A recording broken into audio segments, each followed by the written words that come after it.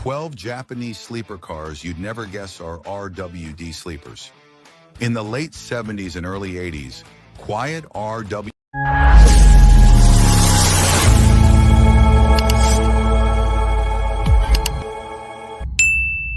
machines rolled out with hidden muscle and zero hype. Here are 12 forgotten JDM sleepers that prove stealth beats noise. 12. Toyota Chaser. At first glance, the Toyota Chaser looked like nothing more than a boxy family sedan, built for quiet commutes. Straight lines, conservative proportions, and restrained styling made it easy to ignore, which is exactly why it works so well as a rear-wheel drive sleeper. Beneath that ordinary shape sat serious mechanical potential. Power came from the 2.5-liter 1JZGTE turbocharged inline-six, a smooth and durable unit known for balance rather than drama.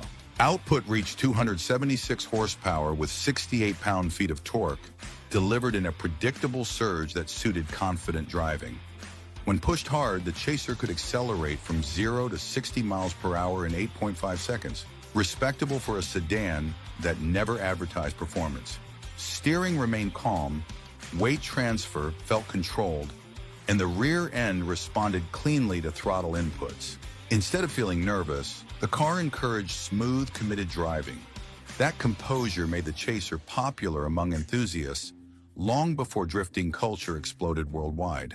It handled modification well, accepted power upgrades easily, and maintained stability even when pushed beyond factory intent.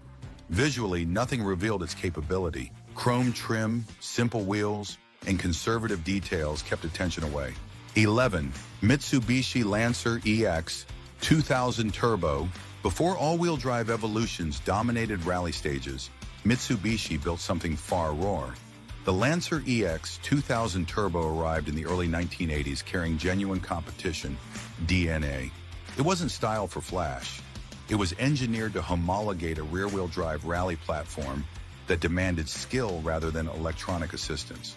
Under the hood sat the turbocharged 2-liter 4 G63 inline-4, producing around 170 horsepower and roughly 181 pound-feet of torque in factory trim.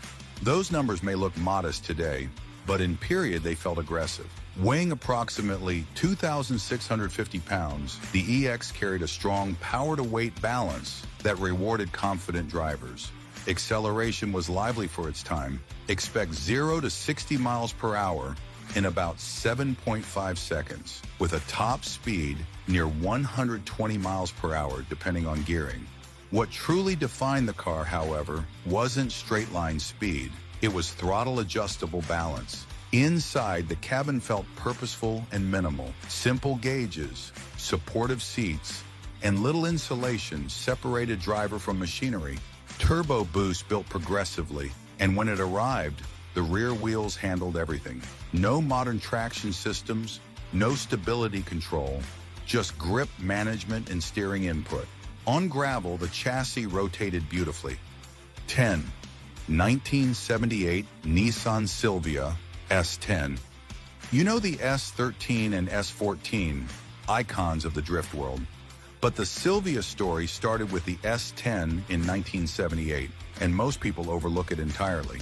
This was the origin point of Nissan's beloved S chassis. While it wasn't a fire-breathing beast, it laid all the groundwork: lightweight body, rear-wheel drive layout, and sharp steering feel. The S10 Silvia borrowed its bones from the Violet, but gave buyers a sleeker, coupe-focused shell. Under the hood sat the 1.8-liter inline-4, producing around 105 horsepower and roughly 108 pound-feet of torque, with a top speed near 110 miles per hour and a 0 to 60 miles per hour time of about 11 seconds. It didn't wow on paper, but it was reliable, rev-happy, and capable with just a little tuning. Paired with a 5-speed manual and independent front suspension, it was sneakily agile. It had just enough poke to be playful, and when you threw it into corners, it responded with surprising balance and precision for a car in its class. A lot of people passed it over because it didn't look wild or boast big power figures. Critics at the time called it soft or underpowered. But that's what makes it a sleeper. Its styling had confidence, its layout had balance, and in the right hands, it could outdance much bigger names from the same era. Enthusiasts who restore or resto-mod these cars often marvel at how modern it feels when set up right. It rewards drivers who appreciate handling over hype. A base trim here hides serious rear-wheel drive potential. 9. 1978 Toyota Celica XX, Mark I Supra predecessor. Before the Supra badge became legendary, it existed under a different identity. In 1978, Toyota introduced the Celica XX in Japan, the longer, more refined evolution of the standard Celica. It wasn't built to shout, it was built to glide. Unlike the lighter four-cylinder Celicas, the XX carried an inline-six under its extended hood. Early versions featured the 2LMEU inline-six, producing around 125 horsepower and roughly 130 pound-feet of torque.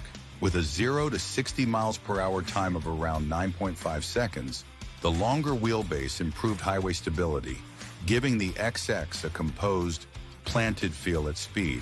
Independent front suspension and a well-tuned rear setup made it balance through corners, even if outright acceleration wasn't its primary focus. Inside, the cabin leaned toward sophistication. Digital gauges in some trims, improved seating comfort, and additional technology separated it from the simpler Celica models. The long hood, short rear deck proportions gave it subtle muscle without exaggeration. What makes the Celica XX important isn't raw power, it's evolution. If this surprised you, that's exactly why we make these videos. 8. 1979 Isuzu 117 Coupe XE. Long before Isuzu became known primarily for trucks and SUVs, it built one of Japan's most elegant coupes. The 117 Coupe carried Italian design influence, refined proportions, and a presence that felt far more European than expected. By 1979, the XE trim represented the more developed evolution of the platform. Under the hood sat the 2-liter G200 inline-4, producing around 135 horsepower and roughly 123 pound-feet of torque in fuel-injected form. With a 0 to 60 miles per hour time of approximately 10.5 seconds and a top speed near 115 miles per hour, it wasn't a drag strip weapon, but it offered smooth and confident acceleration for its class. Rear-wheel drive gave the 117 Coupe traditional sports coupe balance. The steering felt direct, and the suspension tuning leaned toward composure rather than aggression. It handled predictably, rewarding smooth inputs instead of demanding raw power control. Inside, the cabin felt upscale for its era.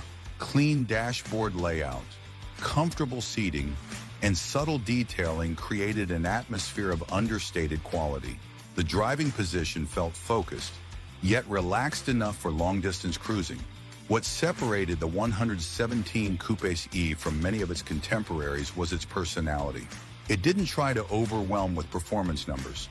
Instead, it blended style, balance, and mechanical reliability into a cohesive package. Today, the 117 Coupe stands as proof that Japanese manufacturers were experimenting with refinement and global